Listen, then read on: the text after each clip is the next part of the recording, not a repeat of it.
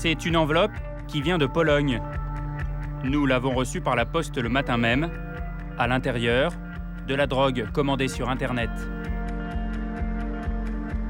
Nous nous rendons au CHU de Caen pour faire analyser cette substance qui nous a été livrée en 48 heures à domicile.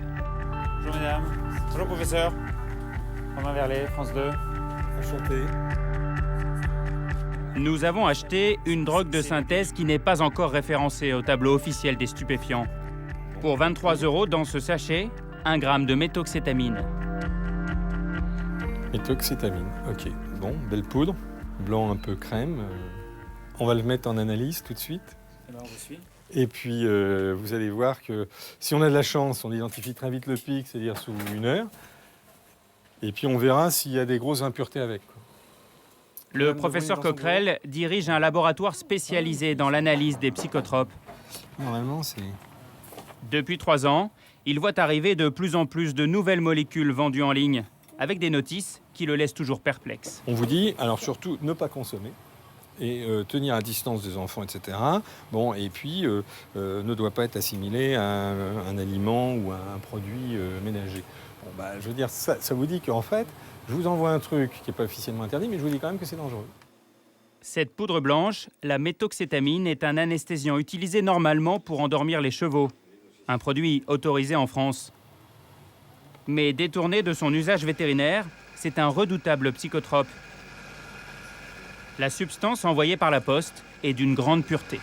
La poudre qui a été vendue correspond bien au nom qui était porté sur l'étiquette. Ça c'est légal, je peux me promener avec. C'est non illégal, j'irai. Le temps qu'on se penche officiellement sur ce produit, qu'on puisse le classer comme dangereux, donc stupéfiant. Des molécules sans statut juridique qui ont les mêmes effets que les drogues traditionnelles, c'est la nouvelle parade des trafiquants. Chaque semaine, en Europe, une nouvelle drogue de synthèse arrive sur le marché. Mais il faut au moins 6 mois pour connaître ses dangers et pouvoir l'interdire. A priori, dans la mesure où c'est des familles d'excitants comme la cocaïne, les amphétamines, c'est dangereux. C'est dangereux à terme, c'est dangereux immédiatement. Parce que s'il y a une surdose, on va avoir des convulsions, des hyperthermies malignes, c'est-à-dire que vous allez mourir de fièvre à plus de 42, etc. Bon, on a à chaque fois une dangerosité. Et tant qu'on ne la connaît pas, bien évidemment, on laisse faire quelque chose qui me paraît, moi, scandaleux d'un point de vue sanitaire. Recevoir de la drogue dans sa boîte aux lettres, en toute légalité, c'est l'effrayante promesse des dealers d'Internet. Aujourd'hui, il existe plus de 700 sites sur lesquels il est possible de commander des drogues de synthèse dont on ignore tout et qui ne sont pas encore prohibées. Des molécules chimiques en vente libre, mais aussi des party pills. Ces gélules de la défense qui ciblent, en français, les consommateurs les plus jeunes. Des substances dangereuses, pourtant présentées comme des drogues légales, classées en fonction des sensations recherchées. Qui sont ces nouveaux dealers du web qui jouent avec les failles de la loi? Quels sont les effets de leurs pilules qui utilisent la poste comme une nouvelle autoroute de la drogue?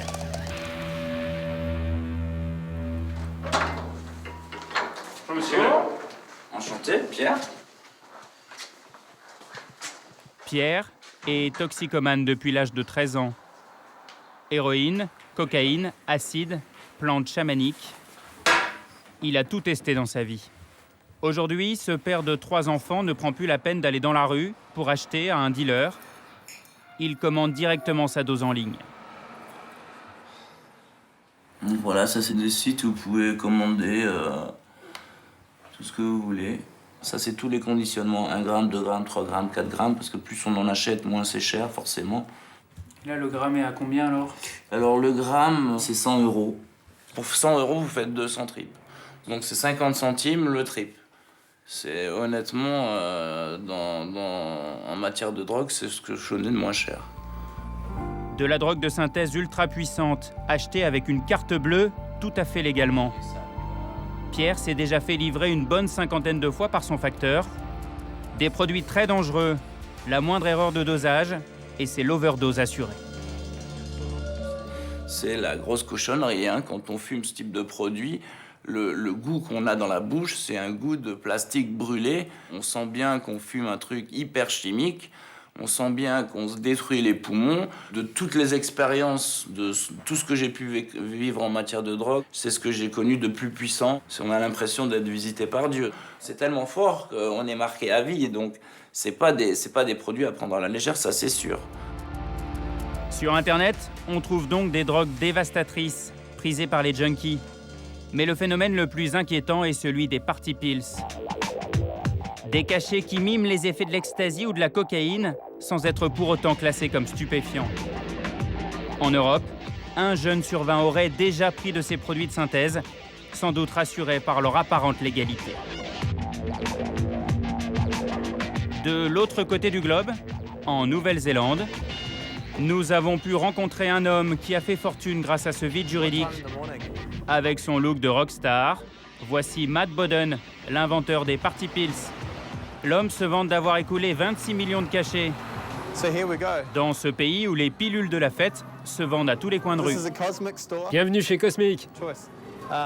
Comme vous pouvez voir, ce n'est pas une échoppe sombre et sordide.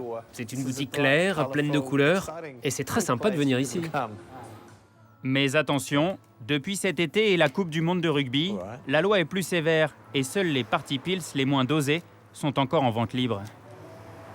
Ces produits ne doivent pas être trop forts. Ce ne sont pas des substituts aux drogues dures, mais ils donnent de bonnes sensations pour les gens qui cherchent à avoir la pêche ou à se détendre. Pendant 8 ans, et jusqu'à l'été dernier, Matt Bodden a pu vendre en toute légalité en Nouvelle-Zélande et dans le monde entier des pilules surpuissantes qui imitaient les drogues dures. Il a aussi lancé la mode du cannabis de synthèse. Une drogue légale qui permet de contourner la loi interdisant de fumer de la marijuana. Je vous présente Nisha, et c'est ici qu'on fabrique le cannabis de synthèse. Pour moi, c'est vraiment le parrain. Pourquoi vous l'appelez comme ça? On a beaucoup appris de lui, on ne pourra jamais aller aussi loin. Le parrain de quoi? Le parrain des drogues légales. C'est comme ça que les médias m'appellent ici. Vous allez voir comment se produit du cannabis de synthèse. Bienvenue chez d'authentiques fabricants de drogue. Donc ici, vous avez notre chaîne de production. C'est là que nous fabriquons nos produits, que nous les emballons.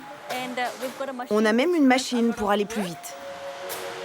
De l'herbe inoffensive est imprégné de THC de synthèse, le principe actif du cannabis, reproduit chimiquement.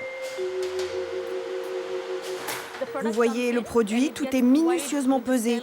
Nous faisons des paquets de 3 grammes et de 7 grammes. Le plus surprenant, c'est qu'en août dernier, le cannabis de synthèse a pourtant été interdit par la loi en Nouvelle-Zélande. Mais les chimistes ont travaillé vite, et quelques semaines plus tard, une nouvelle formule était mise au point, tout aussi puissante que la première, mais elle encore parfaitement légale. Toutes les 6 semaines, les formules changent. C'est tout le problème avec la prohibition. Si vous continuez à interdire les drogues, à chaque fois qu'une drogue est classée illicite, la suivante arrive sur le marché le lendemain. C'est comme ça que ça marche. Et après avoir longtemps laissé faire, le pays se donne 1 an pour étudier ces nouvelles drogues de synthèse. Un moratoire pendant lequel les trafiquants et les mafias ont pris le relais de Matt Bodden. Chez lui, le dealer du web imagine les nouvelles drogues qu'il pourra peut-être commercialiser dès l'an prochain. Salut. Comment ça va? Il est convaincu que ces substances sont une réponse aux dangers de l'alcool et des drogues dures. Il dit œuvrer pour sa fille. Chisandra a 7 ans. Dans 10 ou 11 ans, elle ira en boîte de nuit. Donc j'ai 10 ans pour nettoyer le marché avant que mes enfants ne sortent faire la fête. Et je pense que je suis sur la bonne voie. Quand j'étais jeune, j'allais en boîte de nuit. Et à l'époque, si vous preniez trop de drogue, des mauvaises, vous risquiez de mourir. Mon objectif, c'est que quand ma fille sortira faire la fête, ça n'arrive plus jamais. Ça va. Ça va bien, merci. On va vérifier. En attendant, en France, les douaniers ont bien du mal à faire le tri entre toutes ces drogues, légales ou illégales, qui arrivent par avion. En région parisienne, dans l'un des plus grands centres de tri postal, Les agents voient passer 13 000 colis par jour. Ils n'en contrôlent que 2% au hasard ou selon la provenance et l'apparence des paquets. La récolte du matin a été fructueuse.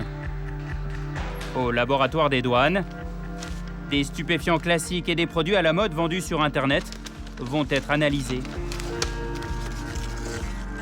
Ça se présente sous diverses formes. Ça peut être, comme dans ce cas-là, de l'écorce. Ça, ce sont des champignons hallucinogènes. Voilà, sinon, on a des échantillons sous forme de petites boîtes, alors qu'ils peuvent contenir de petits comprimés. En permanence, c'est une course sans fin. Dès qu'une substance a été reconnue stupéfiante, l'imagination la transforme un tout petit peu au niveau de sa structure, mais pour essayer de garder les mêmes effets. Dernier exemple en date, la méphédrone, interdite en 2010, après avoir fait des ravages dans toute l'Europe. Voilà. Désormais, c'est un de ses dérivés que les douaniers interceptent dans les colis. D'accord. Elle est classée parmi les stupéfiants, oui. Voilà. Et celle-ci, qui ressemble vraiment comme 2 gouttes d'eau, ne l'est pas. N'est pas interdite.